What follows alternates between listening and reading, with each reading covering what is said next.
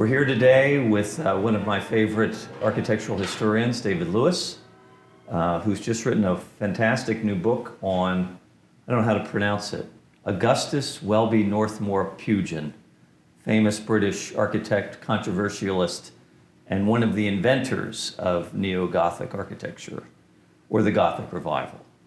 And David just wrote this amazing book, first monograph on Pugin in 50 years. And so we're here today to talk about Augustus Welby Northmore Pugin and the Gothic Revival. Welcome. Thanks very much. Glad to be here. So tell us about the book. Why did you write it, and why should anyone care today about Pugin? Well, I wrote the book because it's been 50 years since anyone's written a monograph on Pugin's architecture, and it was roughly time to write a new one and incorporate 40 years worth of new scholarship and new thinking, and to introduce a new generation to Pugin's ideas and Pugin's thought.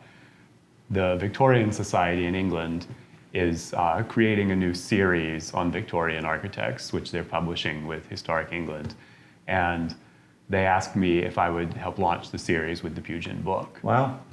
They asked me because I was the editor for about 5 years of the Pugin Society Journal. Great. I've been involved with studying the work of Pugin for a number of years, or at least editing the work of other people who study Pugin. Okay. And Pugin is important today, which is the second half of your question, because Pugin helps to launch the Gothic Revival, one of the most influential movements in modern Western architecture, certainly. And because there's a renewed interest in this sort of design, I think.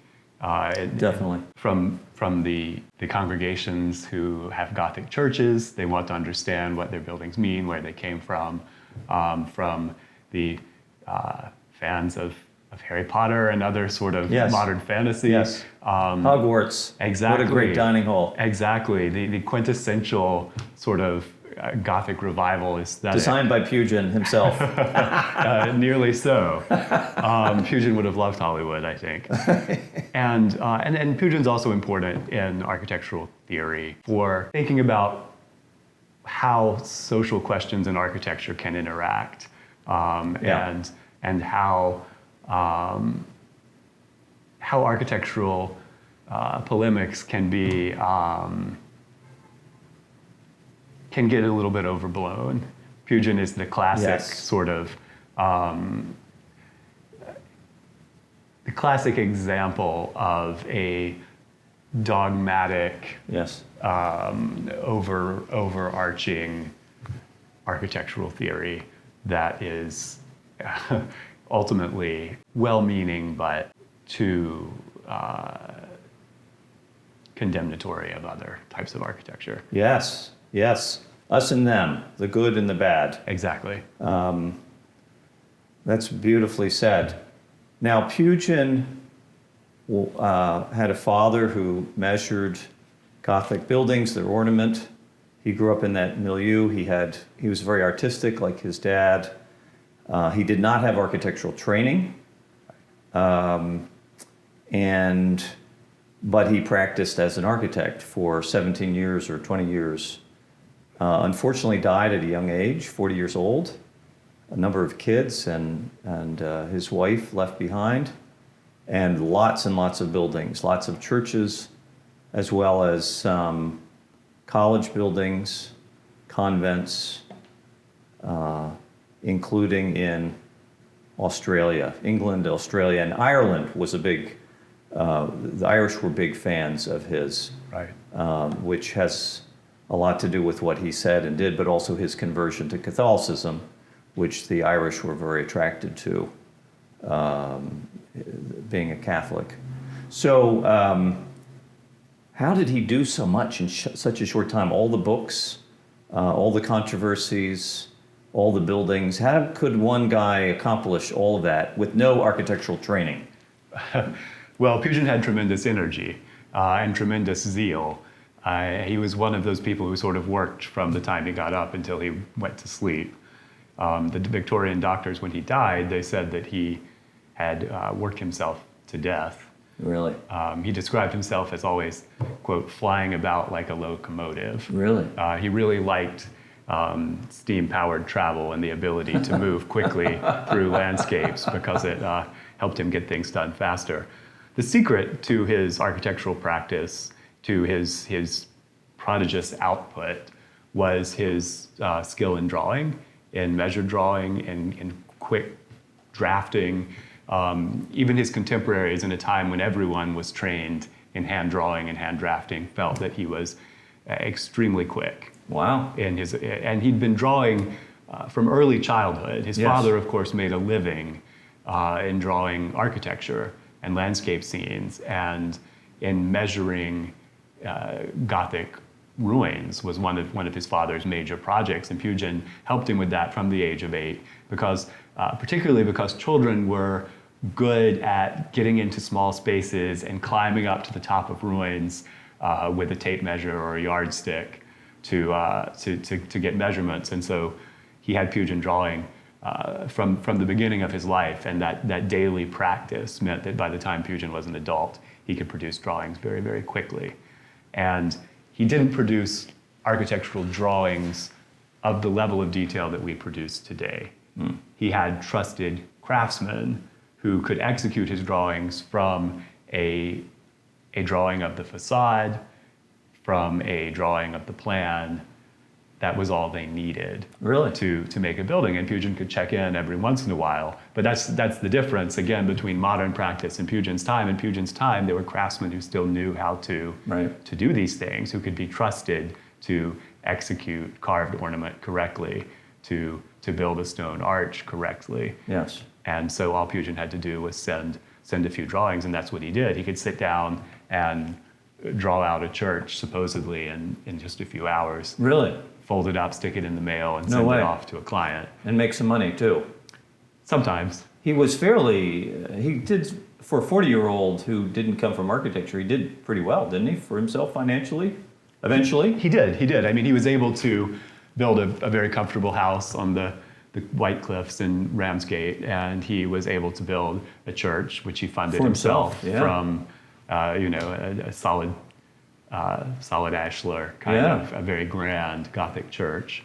And he was able to buy a boat and raise 6 children, and He seems pretty nouveau riche for his time. he was comfortable. For an architect. He was successful. He also traded in antiquities. Okay. So he didn't make all of his money in architectural design. He made a lot of his money designing furniture, ecclesiastical fittings and furnishings, and doing sort of decorating work. Really? Was there more money in that? There was more money in that than in designing churches. Interesting. Because Pugin's primary goal in designing churches was furthering the revival of Catholicism in England. Right. And he often gave his time for free. Really? For the church commissions, and he often gave a lot more of his time than he was actually paid for. Interesting. So he felt that with the churches, it was worth his while, because the primary purpose of his being in architecture was to build these things, to build these churches. And that was in part because he believed that the restoration of Gothic architecture and Gothic culture, medieval culture, would bring about would cure the ills of England and cure the ills of the Reformation, which had brought so many problems to England. In Pugin's mind, the Reformation was to blame for England's contemporary sort of materialism and industrialism, for the Dickensian condition of the Victorian cities. Pugin conflated a lot of things with the Reformation. He conflated classical architecture with the Reformation just because they both came about at the same time, which, as David Watkin points out, is clearly a fallacy. There's no intrinsic relationship there. It's a heresy. It's a materialist heresy to say that only one type of architecture can be appropriate for Christian churches. But yes, Pugin's hope was that by returning to the last point in which Britain was a Catholic country, Yeah. the end of the Middle Ages, and picking up the arts and culture of that time, modernizing them for the Victorian era, and reestablishing them, that Britain could sort of emerge as a new society, could emerge as a more just and religious and happy and beautiful place. Right. He thought that Gothic architecture could cure all ills, essentially. Yeah. Even in decoration, he thought sending a Gothic chair to somebody's living room would help to make them a better person. Really? Would help to encourage Christian values. Yes. in the living rooms of middle class London. And help to encourage a return to Catholicism. I mean, his hope was that his Gothic chairs would convert Protestants. Did some of this work? Did he have converts? Did he have people that were drawn to Catholicism or back to Christianity or back to other values through his work? It's hard to know, maybe. It's hard to know, but the answer is essentially yes, because Pugin's writing and Pugin's design work was electrifying for a Yeah. lot of Victorians. Yes. He had a tremendous influence on the architects of his age, and launched the Gothic Revival, essentially. Even though there had been neo-Gothicists before Pugin came along, it was his charisma and his enthusiasm that inspired generations of architects. And that also, he provided the material trappings of the Catholic Revival in England. He provided the new buildings for the reestablished religious orders. He provided the the chalices for mass. He provided the look and the style of the revival, and he sparked enthusiasm in a lot of new priests. He taught at the seminary in Oscott. He taught as he was the professor of ecclesiastical antiquities, and he essentially preached the Gothic Revival to all of the new Catholic priests in England. So to some extent, his impact was very strong in Catholicism, which was a small group in England at that time, but growing, and had become kind of legal, more legalized. But was it generally accepted by Catholics, or some did and some didn't? Well, that's a good question, and that's the paradox of Pugin. Yes. Is that the Catholic hierarchy did not approve ultimately of all of Pugin's ideas. Yeah. His demand, for instance, in his early career, that they return to essentially the use of Sarum, the medieval liturgy, Right. Was not anything that the modern Catholic Church was interested in doing. No. Okay. Pugin wanted chancel screens, and chancel screens were not in keeping with the tenets of the Counter-Reformation, with the adoration of the host, with Yeah. the idea of the Mass being visible to the people. All of the sort of liturgical changes of the 17th and 18th centuries, Pugin rejected. Yes. And the church obviously did not reject those things. And they were on the cusp of excommunicating Pugin at one point, because Really? he was so adamant. And he was influential. Is that why they would excommunicate him? Because he was kind of publicly saying all this? Because he was publicly influential, and there was a tremendous, there was a big group of English Catholics Yeah.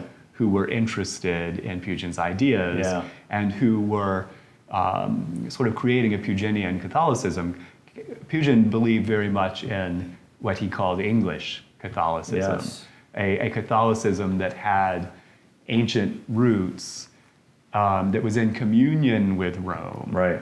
but was not Roman. Yeah. per se. Yeah. And so that was worrying Yeah, that to is, yeah. the Catholic hierarchy. That was worrying to Cardinal Newman, who started out as a tremendous fan of Pugin, St. Right. Giles Cheadle. He really liked. Of course, he had built himself a Gothic Revival church at Littlemore Yes. in 1837 before Pugin did it. Wow. But he came to see Pugin as a sort of heretic. Because of his ideas or his architecture or just... His ideas, not his architecture. Yeah, right. I think he always liked his architecture. Yeah, exactly. But Pugin was obstructionist Was he? in the sense that he particularly condemned the oratory in Birmingham and the oratory in London for being classical. He made a stink in the Catholic press about having orchestras at Mass, about modern music. Yes. He was Boy, he was a purist of some sort. He was creating divisions in a church that needed to be unified in its mission. Seems like it. Is the way that they felt. And so the ultimate paradox of Pugin is that he ends up being more influential, really, on Anglican design. Yeah, that makes sense. With the Anglican Church, and he spawns this whole generation of Anglican high Victorian Gothic revivalists. Yes. G.E. Street, Yes. George Gilbert Scott Sr., William Burgess, they all come out of Pugin's Really? ideas. Really? Butterfield, William Butterfield got his start as a disciple of Pugin and ordering fittings for his churches from Pugin, his stained glass from Pugin, Really? his... Interesting. And we would call them all high church, Anglican or Oxford, Cambridge movement kind of Anglicans. Right. Well, Not necessarily. not even necessarily Okay. high church Anglicans, because by the middle of the 19th century, Gothic Everybody. was so mainstream. Everybody liked it, yeah. And Okay. that was almost entirely thanks to Pugin. Really?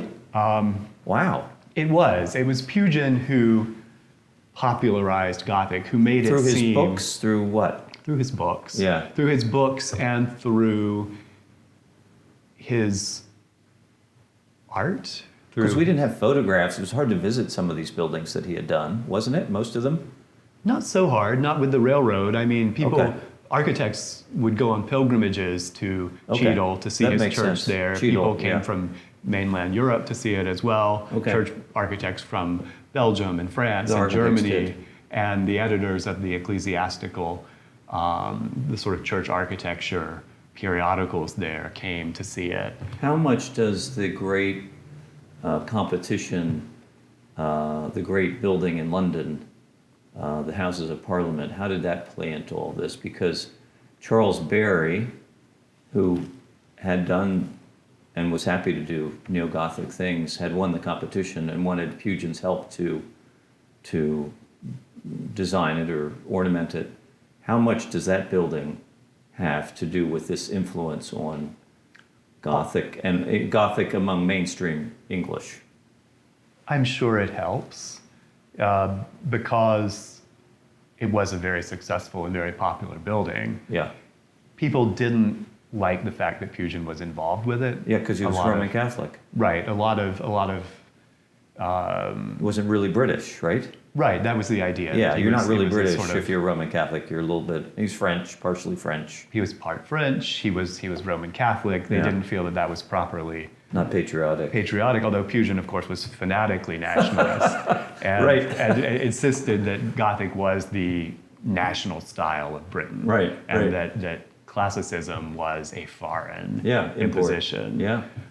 So I don't think that Pugin's involvement in the Houses of Parliament helped his personal reputation very much. Okay. But what did was the Crystal Palace, the great exhibition of 1851, where Pugin developed the most popular exhibit in the whole Crystal Palace, which was the medieval court. Wow. Right at the center of the Crystal Palace, a display showing what the modern Victorian city could be in Pugin's vision, and selling affordable Pugin-designed items. Oh, really? plates, cups. Yeah, so anybody could planters. take them home. Exactly. So anyone could take this new Gothic Revival style home Wow. with them. This idea of the sort of spiritualized city of steam was evangelized through the medieval court. So that's really interesting. The revival of Catholicism through Gothic architecture, as well as all the decorative arts. And he worked with, or he was partially owner of this company that made a lot of these beautiful things. Was it Boardman? Hardman, sorry. Hardman. Yeah. Hardman was Pugin's best friend, and he Yes. ran a metalworking company in Birmingham, which under Pugin's influence became entirely devoted to the production of Gothic Revival metalwork, and especially fittings for churches, candlesticks, chalices, Yeah. cruets, all the sorts of things that you need to furnish a... Weren't they a bit expensive? No, not necessarily. Really? Some of them were very affordable. Really? So, So that makes it attractive, especially for certain parishes or certain people. That would make it nice. right. It was... What do you think about his influence on the U.S.? Would it be, being a country that at that time was very influenced by England and having been a colony not long before then, how did this whole Gothic revival in England play out? Or Pugin's work with the Gothic revival, how much did it influence us at the time? It did influence the United States. American architects were aware of Pugin on some level, and as the Gothic revival took hold here, it was particularly often the product of these English ideas, and these English Okay. ideas were coming Yes. from Pugin. Yes. So it's been a lot of Pugin studies recently has focused on Pugin's international influence. Okay. And there's been a lot of writing about his impact on American churches in places like New York City, the sort of brownstone Gothic revival Yes. in the 1840s and 50s, their awareness of this idea that Gothic should be archaeologically correct, Yes. which is coming out of Pugin. This idea that it should be structural arches rather than plaster. Yes. That it should evoke the Middle Ages more directly than previous Gothic revival had. Yes. That's all to some degree coming out of Pugin. And in the American South, in Antebellum, Alabama, for instance, you get wooden Gothic churches Yeah. that are expressing their wooden structure, and that's looking to these Puginian true principles about structural expression. I wonder what Pugin would think of a wooden church. That seems so antithetical to his goal. Right. Yeah, what would he think? Wooden buildings, impermanent. He wouldn't have loved it, I don't think. Right. I mean, even in Australia, in Tasmania, he insisted on little stone churches. Okay.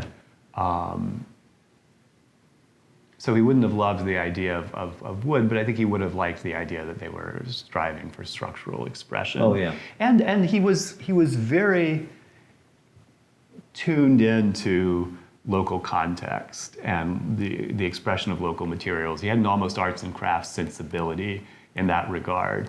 On some level, he had an almost arts and crafts sensibility in terms of bringing in local traditions and local influence when he worked in, say, Ireland. Yes. And so he might... His Irish buildings were different than his English buildings, and that was very conscious, was it? It was. It was very conscious. It was a result on some level of the materials and the workmen available in Ireland. Yeah. But it was also an attempt to respond to the differences between Irish medieval architecture and English medieval architecture. Yeah, it's very nice. Well, he had an amazing career, and it's very impressive. And in a sense, in a short career, all that he did, and like you said, all the different levels of architecture, of controversy, of promoting faith, decorative arts, getting involved in all kinds of things that he probably didn't know as much about. He was really kind of a public intellect. I'm wondering about his, when we think of his buildings, what what would you say were the top ones that we should know about? Cheadle is an early one, and we talked about the Houses of Parliament. What would be? There's a couple of cathedrals, Catholic cathedrals he did. What would be the other ones that we should really tune in on, other than Cheadle? I think St. Augustine in Ramsgate, his own Ramsgate. church, Yeah. which he built next to his house, the Grange, which is another Pugin building to know. Yeah. Okay. Ramsgate is one of his most interesting churches because he is his own client. Yeah. And so he can Amazing. do whatever he wants. And he's got the money to do it somehow. Yes and no. I mean, he uses, whenever he has money coming in, he puts it towards the church. Right. But it would sort of built in fits and starts. Took a while. It did take a while. And he didn't finish it. Okay. He didn't ever get to build the spire before he died. Oh. His son never was able to finish it either. Oh, wow. But, How can you have a Gothic church without a spire? well, Pugin thought it needed one. Of course. But Sure. his congregations often couldn't afford to build them. So Ramsgate is great because it shows you not only what he does when he is his own client and could do whatever he wants, Yeah. but it also shows you how he's thinking right before he dies. Okay. It's one of his last His designs. mature. He moves away from the fanatical medievalism and his fanatical structural purity towards more decorative effects, towards effects that are meant to evoke emotion, Interesting. towards a much richer spatial experience. You enter the Church of St. Augustine from a corner. You have to move across the aisle to get anywhere at a diagonal. It's not Yeah. it's not the very linear planning Right. of his earlier churches, where you have the baptistry in the back and the altar in the center at the front, and you move in and down, up and down the central axis. It's a much more St. Augustine's. St. Augustine. Yeah. I think of Pugin as being behind a lot of Americans' ideas about Gothic and about church architecture. And he coined this idea that Gothic was the true Christian architecture.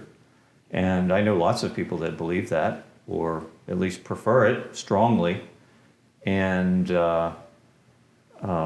it's difficult to argue with them. It's so emotionally held, and yet they believe, like Pugin, I think, that it's theologically been proven. You know, this is a fact, that the Gothic is the true Christian architecture. What can you talk about that? Where does he get these ideas, and what does that mean to be a true Christian architecture? And that does it mean that the other types of architecture before the Gothic, which is a long time, 1100, 1200 years, and the architecture after the Gothic, 300, 400 years, is okay, or it's debased, or what's his take on the history of architecture? Right. A lot of Americans were very influenced by Pugin's ideas, and I should have mentioned that earlier when we were talking about Americans, because it was in the 20th century, the late 19th century and the 20th century, that Pugin's ideas really took hold. Okay. And Much later. Ralph Adams Cram, the quintessential American Gothic revivalist. One of our greatest, yeah. Who did, of course, the campus at Princeton. Yes. Who did the Cathedral of St. John the Divine in New York. Yes.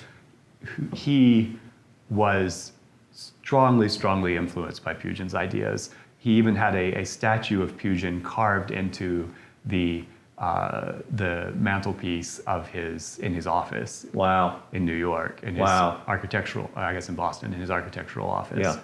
Yeah. That makes sense.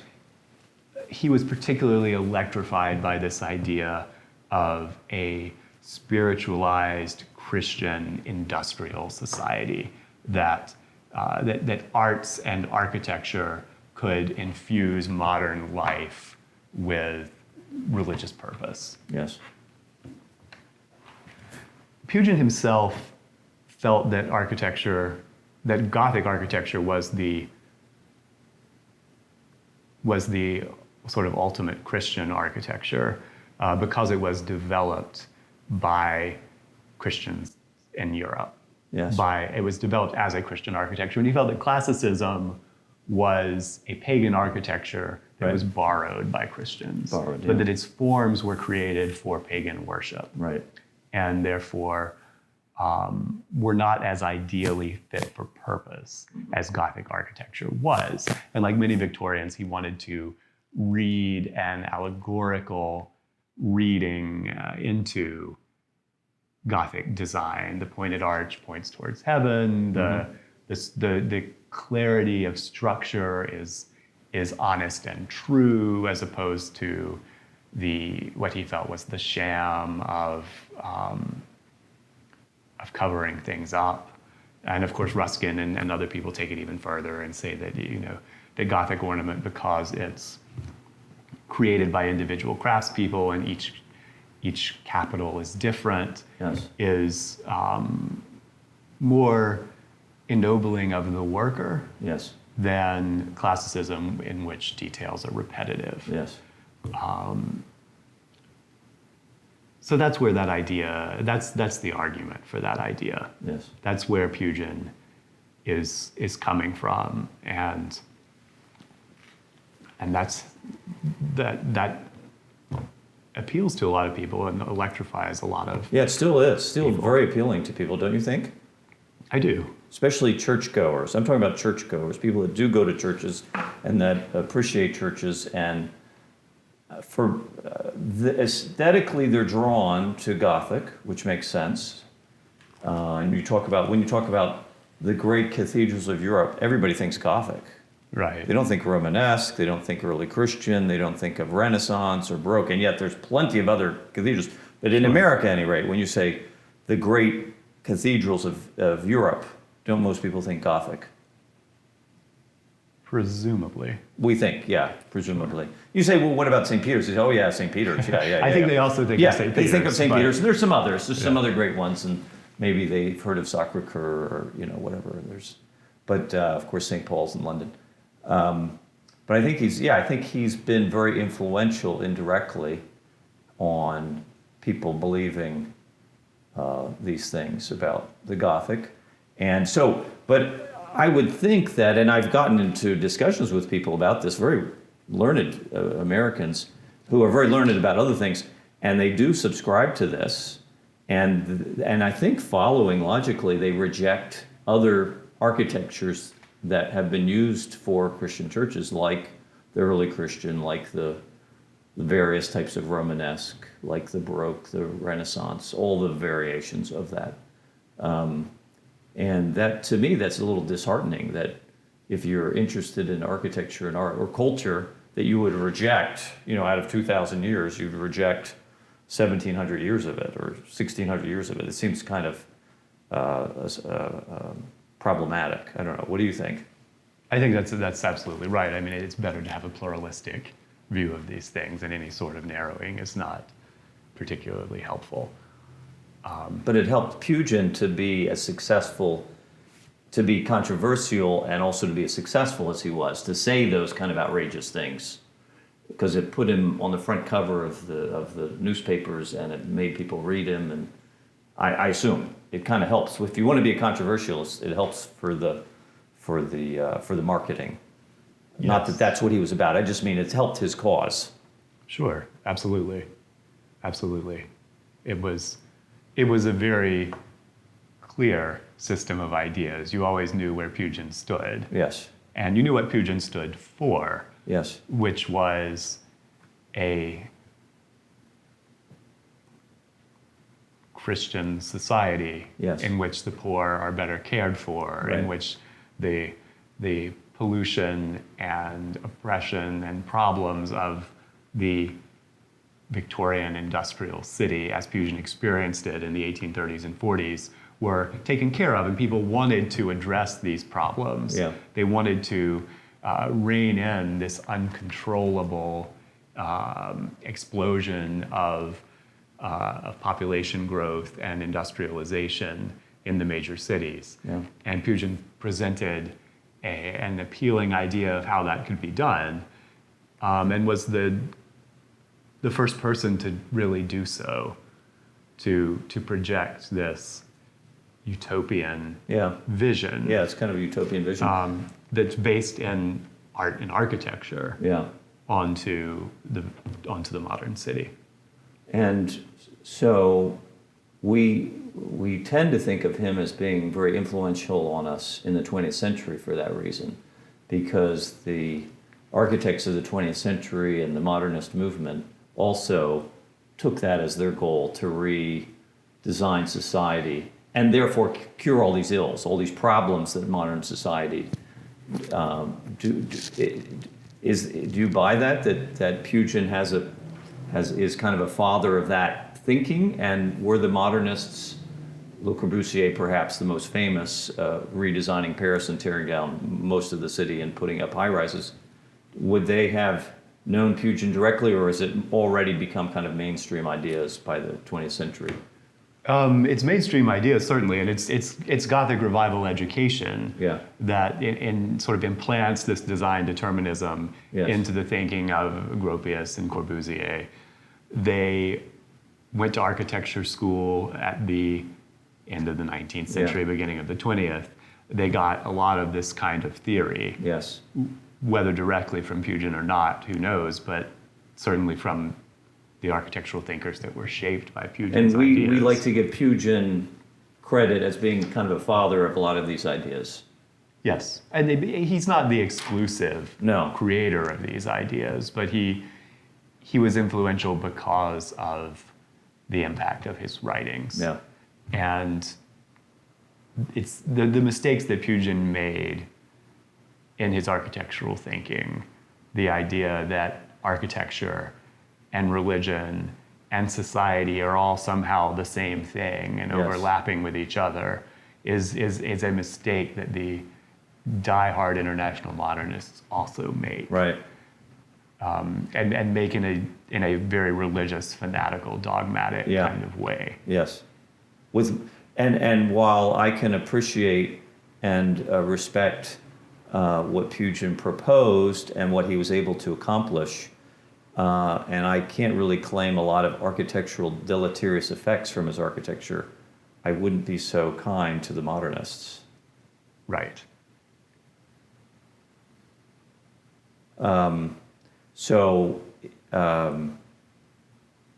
The fanaticism and the kind of making architecture kind of religious and curing problems through architecture. I wish it could.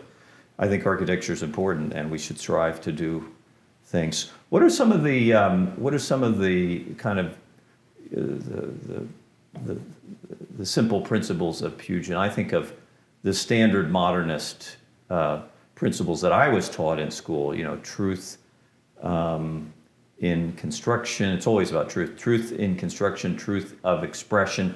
The building should express what it is. The building should express the interior on the exterior.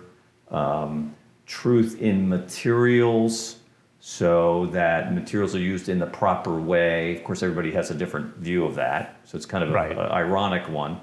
Truth in materials, but there's an honest expression of materials. Certainly, faux marbling is immoral for most people of that ilk, and or wallpaper or whatever. So those are some materials, construction, I guess structure, and expression. Are those did Pugin subscribe to that more or less in his own way? Or which ones would you give him credit for? I think we're projecting backwards there a little bit. Pugin was not a proto-modernist. Okay. And we get the idea that he was from Nicholas Pevsner, who listed him as one of his pioneers of modern design. Okay. But even Pevsner came to realize later that, of course, he was uncomfortable with Pugin, that Pugin did not fit the international modernist ideal, because Pugin believed very strongly that emotion was an important part of architecture, that the human response was an important part of architecture, which is something that the modernists of Pevsner's ilk were not comfortable with, that they wanted to sort of purge that subjective element from, and they wanted to purge in some cases, the idea of architectural beauty as conceived by Pugin. I would say so.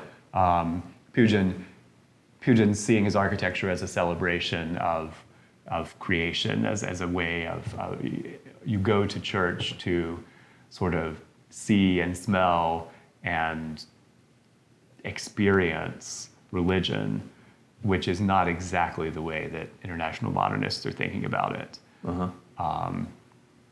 Pugin certainly would not have been on board with the idea that a steel and glass box was a good church space. No. So no, I don't think he's a proto-modernist, and I don't think that modernists are exactly drawing from Pugin in the way that Pesner would have us believe. And of course, David Watkin writes the best.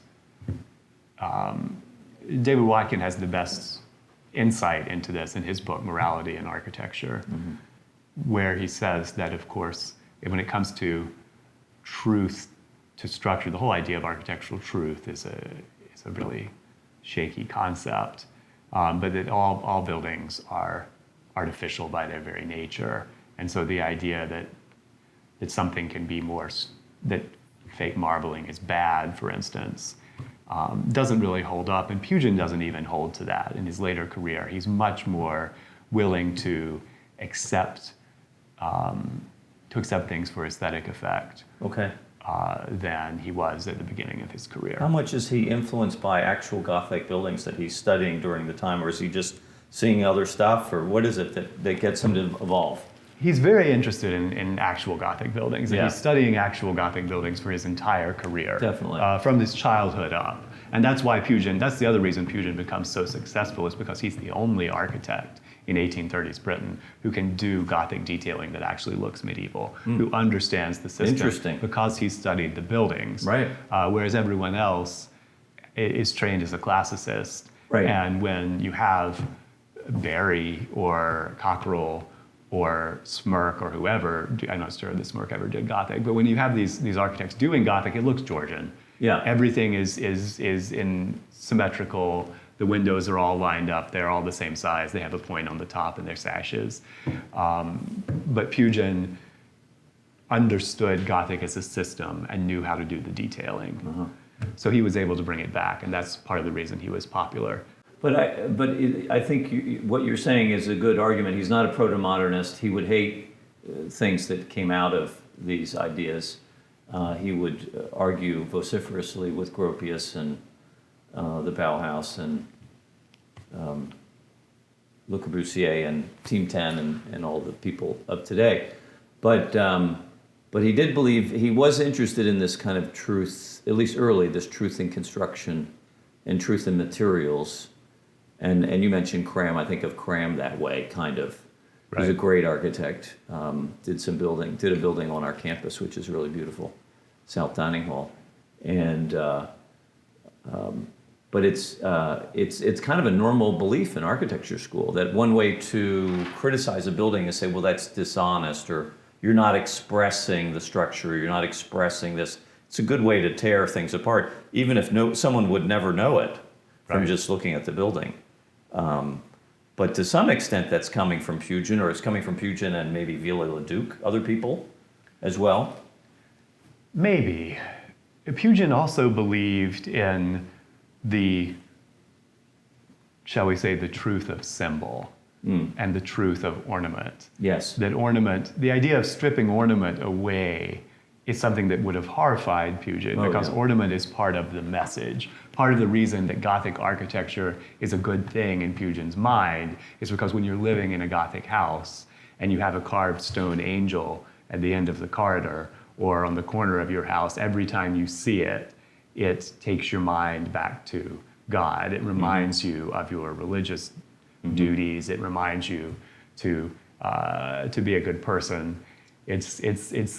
The ornament is an essential part of it. And one of Pugin's major publications, besides True Principles and Contrasts, his other sort of magnum opus in the first half of his career, was the giant dictionary of Christian symbols that he put together for the use of architects and artists. So Pugin would would not have thought about it in the same way Right. as the modernists. It's not this sort of fanatical purifying Yeah. of structure and building and stripping away to almost nothingness. Yes. Pugin was Granted. a more additive sort of designer. Yeah. No, and his own ornament and decorative work is beautiful, and the craftsmanship he was able to foster, maybe a craftsmanship that was there, but he fostered it in these new old Gothic details, which probably hadn't been done a lot of, in hundreds of years. And he It's did very revive. impressive. He revived a lot of craft practices Yeah. as well, and revived them in a Victorian way. Okay. Pugin was not an arts and crafts purist who thought that stained glass should be made in the medieval way, Oh. or metalwork should be hammered out by hand. Really? He believed in using steam power. He believed in using power tools and in setting up workshops where people could produce this material as quickly as possible. Yeah. And with the greatest ease. If he could use a steam-powered hoist to lift stones, Yeah. he would much prefer that Okay. to pushing a block up a ramp. Right. And so he made a point of reviving these crafts with his friends like Hardman, Yeah. who had the metalworking shop. Pugin had a huge stained glass shop as well, but it wasn't. It was medieval effect with Victorian technology, essentially. Victorian technology. And there is some of the buildings, some of the big ones, St. George's, others, they have a very strong sensibility of, I don't know, kind of mechanistic, kind of repetitive. They're nice details, but the overall is very simple. On the other hand, I suppose you could liken them to some of the Franciscan churches in the Middle Ages, which are, more simple barns, simple, Gothic boxes or simple barns. There is that quality with especially the Franciscans. Right. And a lot of it was a matter of budgets, Yeah, no question. because Catholicism in England had only been legalized in 1829. Yeah, There wasn't enough money to no.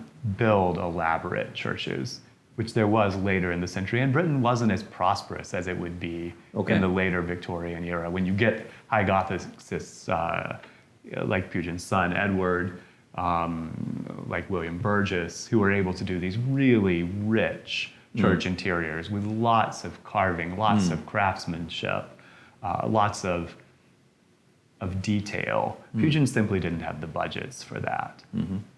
Well, I think we've heard about Augustus Welby Northmore Pugin and how important he is to our history, especially the 19th century and the Gothic Revival, which in some ways, at least mentally, is with us, at least in parts today, at least among certain Roman Catholics are very interested in this today.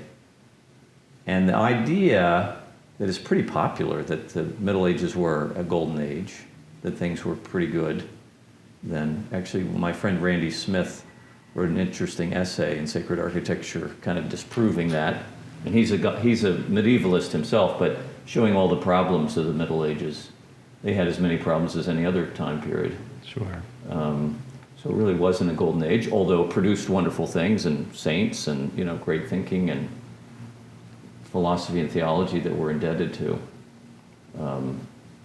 So we have a lot to thank Pugin for, except for the fact that he hated the classical and he hated so much of architecture that had come, and art and sculpture.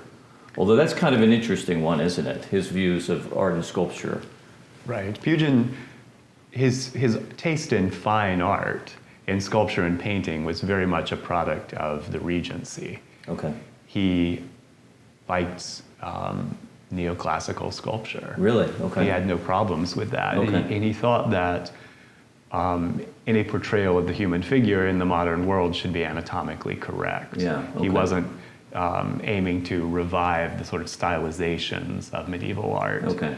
So that seems more something indebted to the Renaissance, more, even if he wouldn't admit it. Is that Yes. because it was more scientific, or just kind of we've evolved, or what? It was partly science, partly a way of embracing the modern world, but it was also partly just that Pugin wasn't really thinking about it. Yeah. That was not something to argue about so much. Right. His real interest was architecture. Okay. That's because he felt that architecture impacted society more directly than a sculpture or a painting would.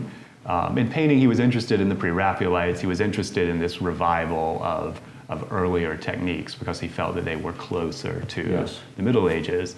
But he also, by the end of his career, he certainly realized that the Middle Ages of his imagination was purely imaginary. Okay. He knew that it wasn't a golden age. He said that in his letters.